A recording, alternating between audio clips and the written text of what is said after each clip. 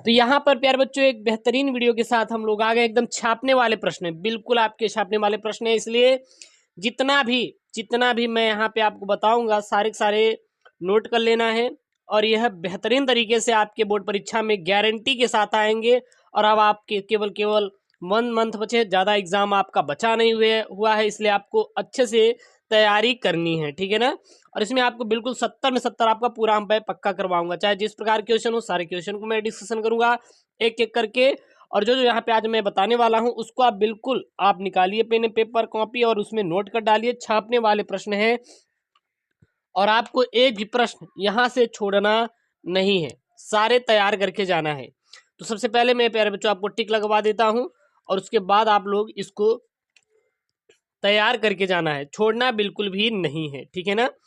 तो हम उठाते हैं सन 2019 का पेपर और सन 2019 से आपको प्यारे बच्चों छपाना शुरू करते हैं। छपाने का मतलब ये बिल्कुल यहीं से आएगा, ठीक है ना। चलिए सबसे पहला आप लोग लिख लीजिए, किसको आपको तैयार कर लेना है, जेनर डायोड की कार्यविधि सचित्र वर्णन कीजिए। यानी जो जेनर डायोड है उसकी कार्यविधि का आपको चित्र सहित आपको वर्णन करना है, एक भी प्रश्न आपको छोड़ना नहीं। अगर ये वीडियो आप छोड़ते हो तो ये प्यारे बच्चों आपकी वो है कि आप कहीं ना कहीं मिस कर जाएंगे अपने बोर्ड में नंबरों को। इसलिए आपको बिल्कुल इस वीडियो को छोड़ना नहीं है, पूरा वॉच करना है और जितना भी आपको बता रहा हूँ पूरा तैयार करना है। और ये बहुत ही वेरी वेरी इंपॉर्टेंट क्वेश्चन है, इसको तैयार कर लीजिएगा।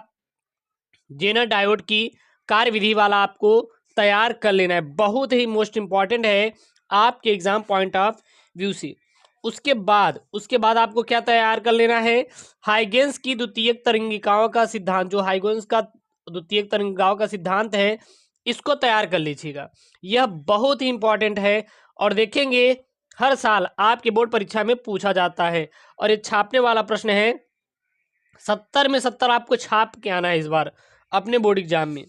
उसके बाद आपको किसको टिक लगाना है, तो आप तैयार कर लीजिएगा ये वाला, ये परिपथ के प्रत्येक प्रतिरोध में प्रवाहित धारा की गणना कीजिए। ये जो सवाल है ये सवाल किरचॉफ के संबंधित नियम पर आती है और हर साल पूछी जाती है, ऐसा एक भी साल नहीं होगा जिस साल यह प्रश्न पूछा ना गया हो।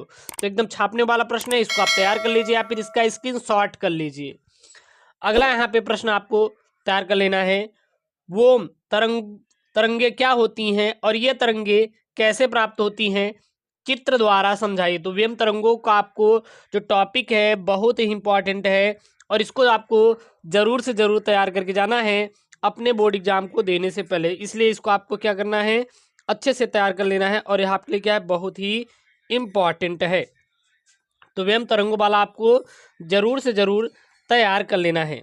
फिर आपको क्या तैयार करना है, ये तैयार कर लीजिएगा, हाइड्रोजन परमाणु का बोर मॉडल स्पष्ट कीजिए। यानी कि जो हाइड्रोजन परमाणु का बोर मॉडल है उसको किसने दिया था, इसको आपको अच्छे से बेहतरीन तरीके से आपको तैयार कर लेना है क्योंकि ये बहुत इंपॉर्टेंट है और हर साल आपके बोर्ड में पूछा जाता है। उसके बाद आपको क्या तैयार कर लेना है, ये वाला तैयार करना है, एम्पियर का परिपथीय नियम, एम्पियर का परिपथीय नियम और इसकी सहायता से लंबी धारावाही प्रणालिका के केंद्र में उत्पन्न वैद्युत चुंबकीय तीव्रता का व्यंजक प्राप्त कीजिए। 3 अंक का आता है और इसको आपको तैयार कर लेना है। जितने भी आपको मैं दे रहा हूँ वो चाहे आपका अति लघु उत्तरीय हो, लघु उत्तरीय, यहाँ पे विस्तृत उत्तरीय हो, बहुविकल्पी, सभी प्रश्न आपके लिए बहुत इंपॉर्टेंट है। और आप देखेंगे तो हर साल एक ही साल नहीं, हर साल आपके बोर्ड परीक्षा में पूछे जा रहे हैं और केवल हम लोग उन्हीं प्रश्नों को डिस्कशन करेंगे जो कि बार बार आपके बोर्ड परीक्षा में पूछे जा रहे हैं। उसके बाद आपको क्या तैयार कर लेना है, उसके बाद ये वाला आपको तैयार कर लेना है, यहाँ पे है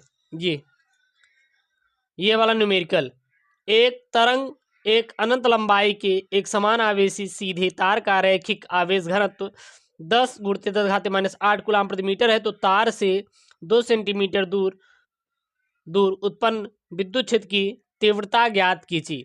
इसको आपको कंप्लीट कर लेना है। इसको कंप्लीट करने के बाद आपको ये वाला तैयार कर लेना है, यहाँ पे क्या तैयार कर लेना है, ये वाला, हाइड्रोजन परमाणु की मूल कक्षा की त्रिज्या A0 है तो इसकी तीसरी कक्षा की त्रिज्या क्या होगी, और यह आपकी काफ़ी इम्पॉर्टेंट है। IMP वाले प्रश्न प्यारे बच्चों आपको डिस्कशन करा रहे हैं, जो कि 12th में आपको अच्छा नंबर ये गेन करवा देंगी। तो ये आप टिक लगा ही लिए हैं। इसके बाद हम लोग बहुविकल्पी आपको करा देंगे। बहुविकल्पी में आपको ज़्यादा टेंशन नहीं लेना है। चलिए अब अगले पेपर से आपको दिखाएंगे कि इसमें क्या क्या तैयार कर लेना है। ये तैयार करना है, यहाँ पे तैयार करना है फिट स्टेन सेट की संतुलित अवस्था में उनकी भुजाओं के प्रतिरोध के संबंध स्थापित कीजिए।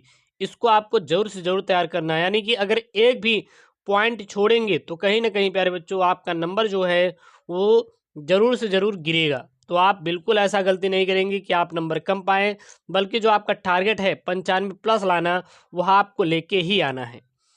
अगला है यहाँ पे यौगिक सूक्ष्मदर्शी में किरण आरेख द्वारा प्रतिबिंब का बनना समझाइए और आवर्धन क्षमता के लिए सूत्र भी निगमित कीजिए। तो ये दोनों टॉपिक, ये टॉपिक और ये टॉपिक, ये दोनों टॉपिक आपको कंप्लीट करना है।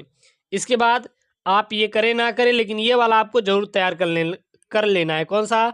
सौर सेल की रचना तथा इसकी कार्यविधि को समझाइए कि सौर सेल की रचना क्या होती है और इसकी कार्यविधि क्या होती है, इसको आपको तैयार कर लेना है। इसके बाद आपको ये वाला तैयार कर लेना है। प्रकाश के व्यतिकरण के लिए यंग के प्रयोग का सिद्धांत समझाइए और केंद्रीय फ्रिंज से किसी दीप्त फ्रिंज की दूरी के लिए सूत्र प्राप्त कीजिए। ये वाला आपको जरूर से जरूर तैयार कर लेना है और यह क्या बहुत ही IMP है, यानी कि इम्पॉर्टेंट वाले प्रश्न हैं। और एक वाला ये तैयार कर लीजिएगा, रदरफोर्ड के अल्फा प्रकीर्णन का प्रयोग का सिद्धांत वर्णन कीजिए और परमाणु संरचना के बारे में इससे प्राप्त निष्कर्ष को बताइए। एक बात याद रखना, जो आपका विस्तृत उत्तरीय प्रश्न होता है इसी से आपके बहुविकल्पी प्रश्न बनते हैं। अगर आपके बड़े वाले प्रश्न तैयार हो जाएंगे तो बहुविकल्पी आपके सिंपल तरीके से तैयार हो जाएगा। इसके बाद आपको कौन सा तैयार कर लेना है? ये वाला आपको तैयार करना है। मुक्त इलेक्ट्रॉनों के अनुगमन वेग से आप क्या समझते हैं और अनुगमन वेग के आधार पर ओम के नियम का निगमन कीजिए। और ये भी आप देखेंगे तो 12th फिजिक्स में हर साल ही पूछे जाते हैं। और एक ये वाला है, इसको तो मैंने देख सकते हैं, ये सन 2019 में भी आया था और इस सन 2021 जो रीबोर्ड एग्जाम हुआ था इसमें भी पूछा गया था एग्जाम। हाइड्रोजन परमाणु के लिए बोहर की परिकल्पनाएं लिखी, यानी कि हाइड्रोजन परमाणु की बोहर की परिकल्पनाएं कौन कौन सी थी, ये यहाँ से प्रश्न बना था। अब इसके बाद हम सन 2020 का पेपर उठाएंगे और सन 2020 के पेपर से टिक लगा लीजिए कि कौन कौन से आपको प्रश्न तैयार करके जाना है। तो यहाँ से जो आपको प्रश्न तैयार करना है वो तैयार करना है मीटर ब्रिज का सिद्धांत और मीटर ब्रिज के प्रयोग द्वारा, यानी कि इसके द्वारा आपको जो इसका न्यूमेरिकल होता है उसको भी करना है और साथ ही साथ ये टॉपिक, यानी कि इसका थ्योरी डेरिवेशन प्लस न्यूमेरिकल दोनों आपको इसको लगा के जाना है। अगर ये लगा के जाएंगे तो जाहिर सी बात है आपका 5 नंबर जरूर से जरूर ही क्लियर हो जाएगा। उसके बाद आपको ये तैयार कर लेना है बायो सेवर्ट का नियम और इस नियम की सहायता से धारावाही वृत्ताकार कुंडली की अक्ष पर स्थित किसी बिंदु पर चुंबकीय क्षेत्र का सूत्र स्थापित कीजिए। ये वाला भी आपको तैयार कर लेना है और ये क्या बहुत ही इम्पॉर्टेंट है।